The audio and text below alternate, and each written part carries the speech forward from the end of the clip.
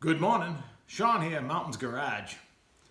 This is going to be my Friday update, but I got to level with you. It's Monday morning.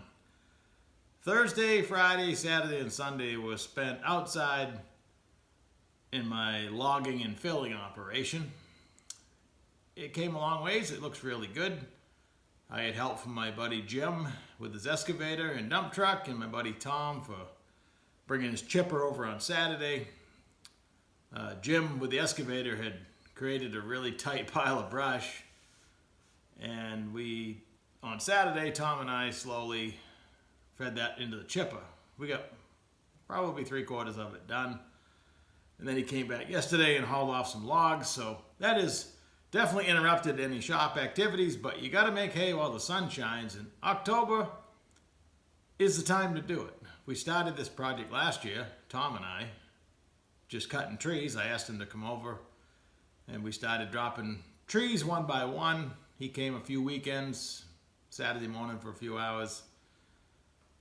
And he shows up, like I mentioned, he has his chipper. We lay a tree down, we cut all the branches off, run them through the chipper. He cuts the logs up.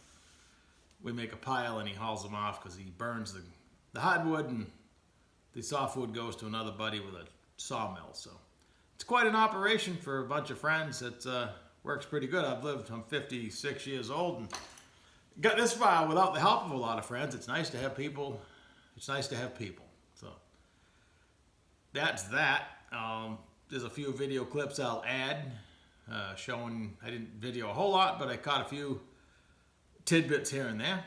And maybe we'll go take another walk around, talk about what's going to happen next, if there's any interest in that.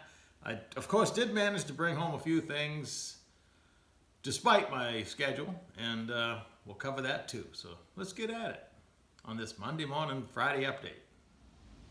It's still Monday morning when I'm talking. The clips I'm going to add in, I'm not sure where, but I'll try not to repeat everything I said in those. But in the process of cleaning out next to the green box, I dragged all my worldly possessions out here, so I need to sort through this stuff and find a better solution for it. That's a Model AA frame, 1930.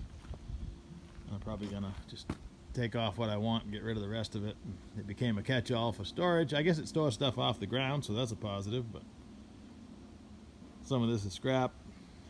You know, it collects. It was hidden by the big rock, and it was kind of a dead area once I put the green box there, so I just started piling stuff, and there's still more stuff to deal with back there. So this area here, I'm going to haul some rock. I don't know if I'll do it today, but I might. I'm not going to cover the whole thing in stone because stone's expensive, but I like that gray stone right there, 3/4 crushed. So it seems to be easier on things that are packed on it. I don't know if it doesn't transfer as much moisture or what, but I think the dirt probably stays moister than that. So the boxes, I got everything sitting on that. So I'm going to haul at least enough to park some vehicles right here. I'm going to move the big bucket truck and everything on this side so it's more hidden. Like I said, there's no way I'm going to either have time or money to cover this whole thing in rock. I had done a good job. There's rock under some of this dirt, but that's okay. In the background, you can hear an actual real logging operation going on about a half mile from me. They don't handle anything by hand, I can guarantee you that. They have machines for everything. But this is what's left of my brush pile. It was about 1.5 stories high. And I need to do a little plucking of some stumps out of here and add them to this pile over here. The stumps are an issue. I guess there is a guy that'll come haul them off. So that's probably going to happen eventually. But I'm going to let them weather and the dirt will fall off eventually.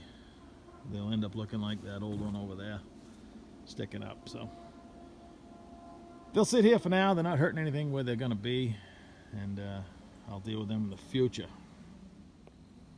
I'll try not to get distracted from the cleaning I need to do inside the shop, but I am going to come out and cut a few of the small trees along the edge before I park stuff over there. So once you put stuff over there, you know how it goes. You're not going to have easy access to it anymore. But you're probably tired of looking at my sand lot. I'm excited about it, but I can't imagine anybody else is. I think I could probably, if you took off here and it was paved, get into second gear and maybe stop in time. It's a long way to the road at this point. I've cut been involved in cutting every tree. My house was just, they cut out enough to put the house in, and anything back here was just a dream. Just walking through woods like that, wishing I had some space. So if I keep cutting the trees, I'll eventually find the forest. Moving the big rock. He's playing.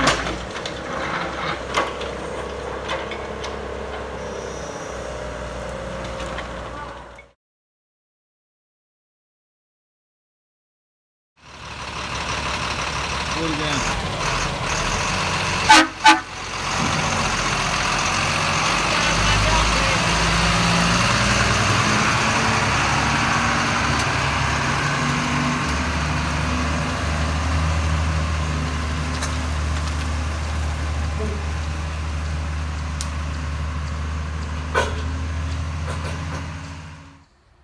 You can still hear them in the background going down the hill, but phase one is complete. Other than tomorrow morning, another buddy of mine's coming to work on this brush pile, maybe cut some more trees for phase two, pick up some logs. But man, it's a parking lot. I never thought I'd have anything on this side of the green box, and now that's all usable. The big rock made it from the corner of the green box that far, and it can be moved in the future if needed. But let me show you how deep the sand is over there. I hauled 154 yards over 2 days, 2 afternoons, mornings and afternoons, and it's about 3 feet thick right here, but that's how unlevel it was. This is now the only level place on my whole property. So in the future, a few more trees. I want to push snow off that hill. I got plenty of room to push snow now, but this brush pile is going to be a challenge. Phase two is over here behind the hot rod stuff. I want to cut out enough that I could actually go around the back side of my garage with a driveway someday. Phase two. It's a rainy Sunday morning, waiting for my buddy to back in with his trailer and haul off some of these logs. Back inside the shop, I'm continuing to work on my Turbo 400 for the 72 Nova. I've been playing with the shifter and cable. I'm actually shooting another video for that, which I'll go in detail. I also ordered from Low Dollar Motorsports just this morning a combination pressure temp sender and a small fitting that'll actually, this is my fitting for my dump valve out of my bottom cooler line. It's just another short male and female with an 1/8 inch port in it.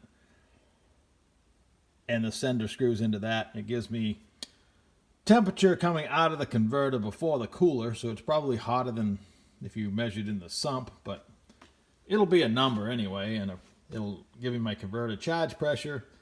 And then I ordered another sender for the port on the driver's side, your actual line pressure port. So I'll be feeding those to the Holley Terminator, so I'll have some information. In the process of cleaning the shop this week, I need to do something with some of these cores. I've been bringing all the Turbo 400s inside because I didn't have that many, and then I grabbed a few more, and well, they're stacking up. Plus the TH350. But remember the story of me depositing $50 on a transmission and I figured it was lost forever.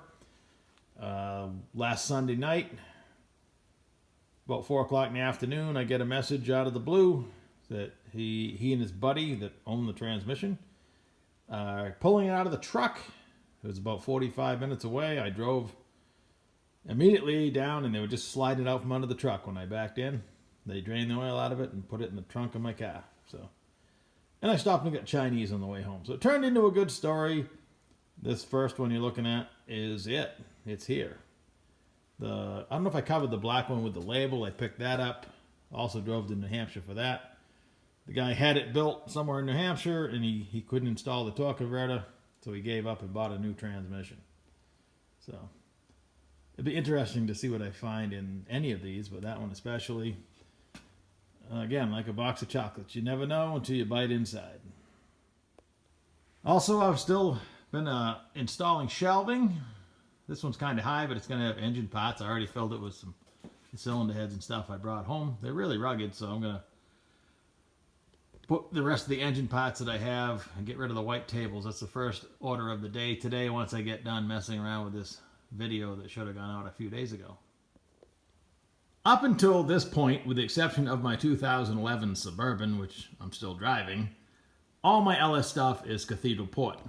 There's really no reason to step away from Cathedral Ports until I took a rectangular port Holley Sniper style intake manifold in trade. I don't believe it's a Holley. It's probably a knockoff. But it takes a 102 millimeter throttle body, which I bought and installed on it. I bought fuel rails that fit it.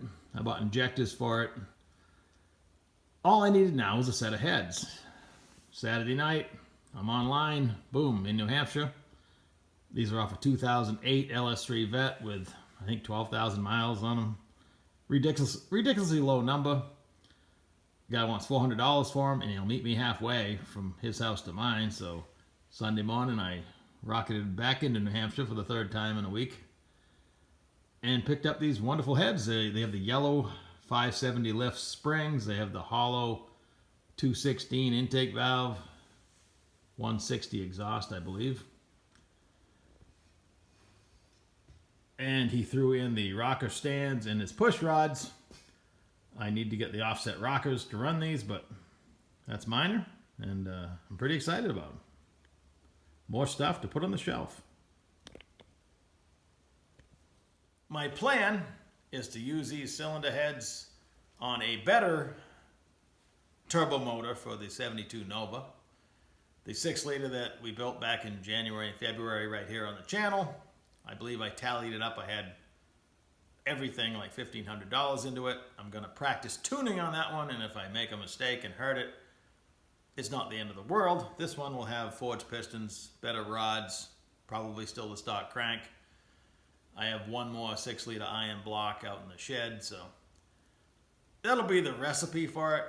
I have a nice cam setup, and I've already bought springs and everything for it, so Lenati that I bought my buddy John in Missouri. Thanks for that. And that'll be a good motor down the road. So this week, I haven't scheduled any work. I'm going to hopefully stop talking about my mess and at least get it workable in here, get the Bronze Nova, the 71, put back together enough and drive it under the other Nova. I'll have to move it when I was hoping to have the transmission, the good Turbo 400 that's still on the holding fixture over there, installed by now, but got hung up on parts and time. My whole login operation slowed me up on that. So anyway, no more excuses. Hopefully when I shoot another video this week, lately I've done one like mechanical video, one stuff video, you know, if you've been watching, seems to be going okay. That could subject to change without notice when I actually get back into a real project, you know, daily. But that's the beauty of this. There's no rules. Just kind of go with the flow. So anyway, I hope you're having a wonderful fall, and I'll catch you in a few days. Enjoy. And like, share, subscribe. I almost forgot.